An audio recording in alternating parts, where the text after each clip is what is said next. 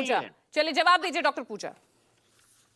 दुख की बात है पूजा जी कि 18 लोगों की भगदड़ जैसी स्थिति, मैं रेल मंत्री को कोट ही कर रही हूँ, भगदड़ जैसी स्थिति में 18 लोगों की जान चली गई है। 30 लोगों की मौनी अमावस्या के दिन जान चली गई। झूसी पर जो भगदड़ बची उसकी तो कोई रिकॉर्ड ही नहीं है, सरकारी रिकॉर्ड नहीं है। वो सरकार जो हर घंटे आपको आंकड़ा दे रही है कि 50 करोड़, 10 करोड़, 6 करोड़, 8 करोड़, वो यह नहीं बता पाई है कि अभी तक भगदड़ों में कितने लोगों की जान गई है।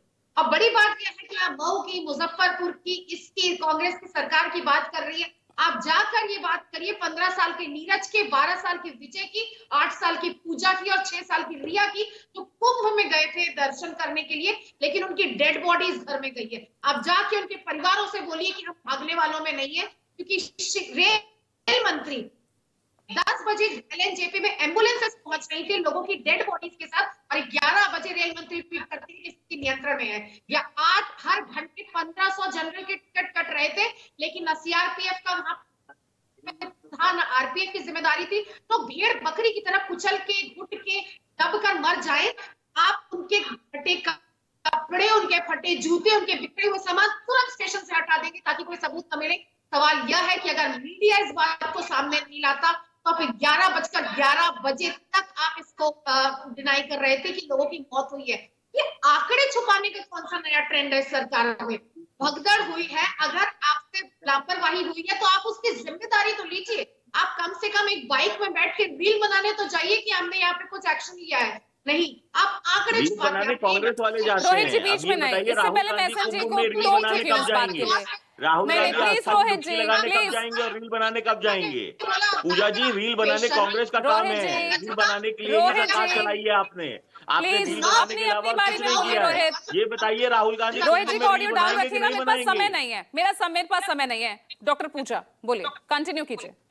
आप, मैं ये कह रही हूँ कि आप ये जो लज्जता, ये घटियापन, ये बेशर्मी है कि आप मीडिया के सामने, आप अस्पतालों पे आ देते हैं, आप लोगों का आंकड़ा सामने नहीं आने दे। ये हमने मौनी अमावस्या को देखा, ये हमने देखिए, ये तो लोगों की आस्था का जनसलाब है जो राजीव रंजन जी बता रहे हैं। पर आप अपनी बद इंतजामी की, आपने कुंभ को जो राजनीतिक अखाड़ा बना दिया है, विपक्ष आपसे सवाल क्यों नहीं पूछेगा? अभी आप कह रहे थे इतने एक्सीडेंट हुए, तो नीतीश कुमार जी जो आपके सहयोगी हैं उन्होंने इस्तीफा दिया था, और यह इस्तीफे की लड़ी लाल बहादुर शास्त्री से तो वो यही तो पूछ रहे, इस्तीफा देने से क्या होगा?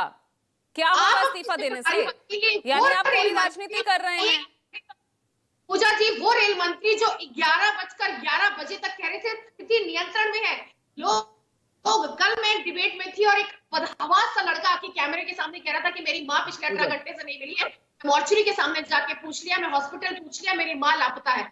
आप उस माँ के बेटे को बताएंगे कि स्थिति नियंत्रण में है? आप किसको बेवकूफ बनाना चाहते हैं? आपने तुरंत प्लेटफॉर्म बदला। आप ना हिमांशु जी, सीपीआरओ के खिलाफ कोई कार्रवाई हुई है ना अधिकारियों की। कहाँ है वो? 18 लोगों की दम घुट के मौत हो गई कल रात में, आज 24 घंटे से ज्यादा हो चुके। कहाँ है आपकी जांच कमेटी की रिपोर्ट?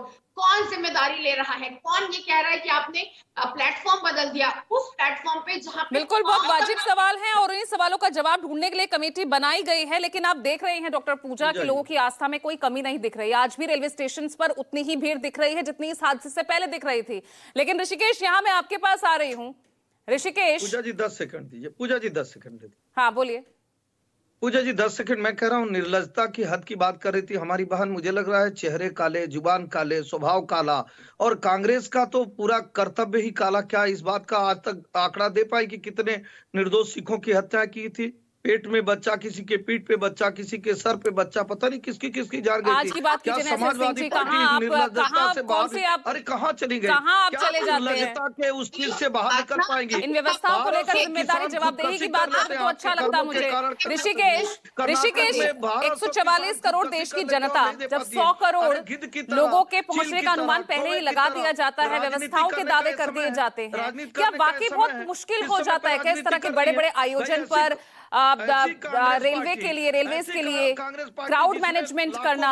क्योंकि इससे ज्यादा भीड़ तो हमने छठ, दीपावली इस मौके पर भी देखी है। समय मिल गया इस विषय पे भी राजनीति करने का। चलिए रुकिए एसएन सिंह जी। बंटवारे के समय में नहीं, बिल्कुल आप ठीक करिए।